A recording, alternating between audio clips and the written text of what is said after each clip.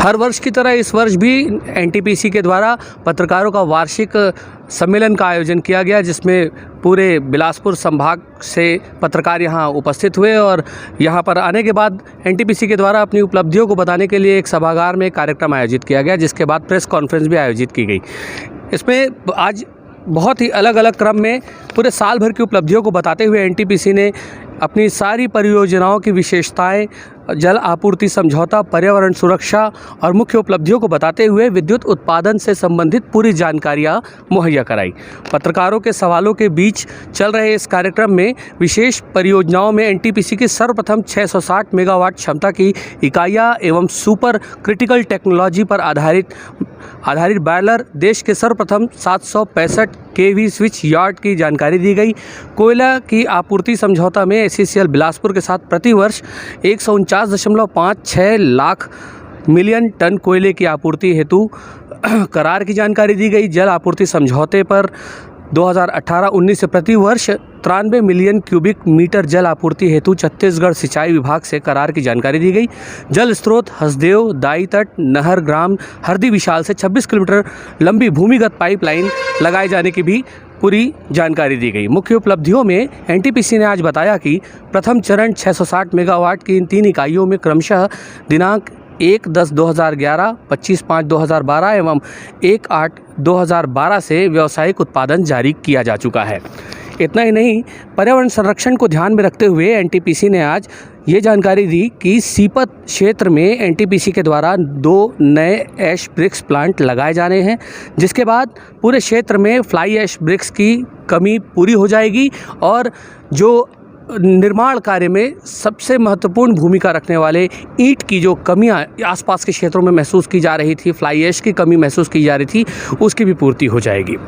NTPC ने अपने इस कार्यक्रम के दौरान सबसे प्रमुख तौर पे अपनी उपलब्धियों को गिनाते हुए यह बताया कि साल दर साल एनटीपीसी अपने उपक्रमों में, अपने कार्यों में लगातार तरक्की कर रहा है। एनटीपीसी के इस पत्रकार सम्मेलन कार्यक्रम में एक बात फिर सामने आई कि ज़मीन के अधिग्रहण के बाद लोगों को नौकरियां दी जानी थी, लेकिन इसे अधिकारियों ने स्पष्ट किया कि ज़मीन के बदले ज़मीन की बात हुई थी और इसी पर एनटीपीसी अभी भी अपना काम जारी रखा है और ज़मीन के बदले ज़मीन देने का कार्य भी कर रहा है। इसके साथ ही कुछ लोगों को इन्होंने नौकरी भी मुहैया कराई है। आपका क्वेश्चन एनटीपीसी का सीपत का उत्पादन के बारे में है। हम लोग अभी कुछ देर पहले दिखाया था, हम लोग अभी हमारा टारगेट से आगे चल रहे हैं मिलियन यूनिट ऑफ जनरेशन में। अभी एनटीपीसी स्टेशनों में एनटीपीसी सीपत अभी पीएलएफ के जरिए रैंक नंबर 2 में है, 2 नंबर रैंक में है और पूरे राज्य में रैंक नंबर 3 है। तो प्रोडक्शन को कोई दिक्कत नहीं है। इस बार हमारा कोयला का आपूर्ति भी ठीक है, तो प्लांट का मशीन भी अवेलेबल है, तो प्रोडक्शन में कोई दिक्कत नहीं है। We are meeting target. अगले टारगेट क्या होंगे आपके? एनटीपीसी का अगले लक्ष्य क्या होंगे? एनटीपीसी सीपत के लिए है कि हमारा कोल जो है प्रॉक्सिमिटी में जो दीपिका माइन से जो ले रहा है, इसके चलते क्या है, हमारा प्रोडक्शन कॉस्ट कम है। तो हम लोगों का विषय ये है कि ये सस्ते बिजली जो है हमारा जो बेनिफिशियरीज है उनको पहुंचा जाए ज़्यादा से ज़्यादा। तो इसी में हम लोगों का जनरेशन भी ज़्यादा मिलेगा और प्लांट भी अच्छा चलेगा, यही हमारा विषय है। ये भू स्थापितों के लिए जो क्या होगा, बादल की लगातार मांग कर रहे हैं। तो जैसे कि हमने ऑलरेडी बताया है, एक भूमि के बदले भूमि के उसी प्रिंसिपल में लैंड एक्विजिशन हुआ था, बट इंस्पाइट ऑफ दैट आगे बढ़ के हम लोग एक ट्राइपार्टाइट एग्रीमेंट साइन किया था बिकॉज ऑफ वेरियस रिप्रेजेंटेशन। उसमें हम लोगों का कुछ वरीयता सूची बनाया है, करीब 626 लोगों का सूची है।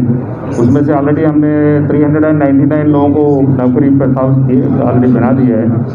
32 और बन सकता, लेकिन उसमें कुछ विवादों के चलते वो अभी उनका क्लैरिटी नहीं आया है, सहमति नहीं बना है। तो ये प्रक्रिया आगे चलेगी। कुछ केंद्र सरकार का कंपनी होने के नाते हम लोगों को रिजर्वेशन पॉलिसी भी फॉलो करते हुए रिक्रूटमेंट करना होता है, तो वो प्रगति पे है। बाकी लोगों का भी धीरे धीरे नौकरी प्रदान किया जाएगा वरीयता सूची के अंदर में जो भी हो। प्रदूषण को रोकने के लिए क्या कर रहे हैं? जैसे नाइट्रोजन का भी उत्सर्जन हो रहा है, वो पर्यावरण में ज़्यादा है और पेड़ इसको लेकर के क्या ठोस क्या उपाय कर रहे हैं कि लोगों को राहत मिल सके? आपकी किसी कंपनी है इसको? सीपत प्लांट वैसे बनाया है, हमारा सुपर क्रिटिकल प्लांट है, इसमें वैसे भी कार्बन फुटप्रिंट कम है, बट उसका अलावा भी जैसे पोल्यूशन कंट्रोल बोर्ड का गाइडलाइंस है, हम लोगों को सल्फर डाइऑक्साइड कम करना है, तो उसके लिए FGD ऑलरेडी काम प्रगति पे है। दूसरा नॉक्स कंट्रोल के लिए इक्विपमेंट इंस्टॉल करना है, तो हमारा 5 यूनिट में तो 1 यूनिट में तो ऑलरेडी वो इंस्टॉल हो गया है, वो ऑपरेशनलाइज भी हो गया है। बाकी 1 यूनिट अभी शटडाउन में है, उसमें अभी लग जाएगा। फिर बचेगा 3 यूनिट, उसमें भी जैसे जैसे ओवरऑलिंग प्लान किया हुआ है 21-22 में, तो हर एक यूनिट में ये लग जाएगा। और पानी क्या है, हम अपना प्रोसेस वाटर बाहर नहीं छोड़ रहे, हम जीरो लिक्विड प्लांट हो गया है, तो हमारा प्रोसेस वाटर को हम रीयूज़ करता है। जैसे डाइक में जो पानी जाता है, ऐश वाटर रिसर्कुलेशन सिस्टम के जरिए हम पानी को वापस से यूज़ कर रहे हैं। हमारा सीवरेज ट्रीटमेंट प्लांट का डिकैंटेड वाटर है, वो हम हमारा टाउनशिप में और प्लान में जो हॉर्टिकल्चर है उस पर्पज़ के लिए यूज़ कर रहे हैं। यही हम लोग का है। और waste disposal, solid waste disposal as per norms हम लोग ऑथराइज रिसाइकलर को देता है। इस तरह का हम लोग पर्यावरण का भी इस तरह का काम आगे बढ़ता इससे जो है। नुकसान हो रहा है, सल्फर निकल रहा है और तमाम रस निकल रहा है, इस तरीके की बीमारी हो रही, कोई रिसर्च है आपके पास इलाके में, किस तरह लोग बीमार हो रहे हैं, क्या क्या किस तरीके की बीमारी फैल रही है, इसको लेकर कभी कोई प्रयास आप लोगों ने किया? ये हमारा मेडिकल डिपार्टमेंट भी बीच बीच में उनका जब रिक्वायरमेंट करता है वो कैंप वगैरह करता है, बट ऐसे कोई रिपोर्ट हम लोग को नहीं आया है कि ये प्लांट के चलते किसी को मतलब कुछ खास तरह का बीमारी बढ़ा है नहीं बढ़ा है, इस तरह का कोई रिपोर्ट नहीं है। तो हम लोग डिस्ट्रिक्ट मेडिकल हेल्थ सिस्टम के साथ भी कॉन्स्टेंट टच में है, और हमारा भी टीम मेडिकल टीम बीच बीच में हर गांव में विजिट करता है, काम करता है। तो इस तरह का इन्फॉर्मेशन आज तक हम लोगों का सामने नहीं आया है। आपके लिए सबसे बड़ा चैलेंज क्या है, ये बताइए? हर साल प्रोसेस के एग्जीक्यूशन में सबसे बड़ा चैलेंज क्या है? नहीं, आपको क्वेश्चन है कि ये प्रक्रिया जो चला रही है NTPC विद्युत उत्पादन के क्षेत्र में, उसमें सबसे बड़ी चुनौती क्या है? अभी के जब अब देखा जाएगा तो ये हम लोग का एक ऐश यूटिलाइजेशन का टारगेट है। हर जो पावर प्रोड्यूसर है, कोल फायर्ड पावर प्रोड्यूसर है, उसका जो राख जो बनता है उसका 100% यूटिलाइज करना चाहिए।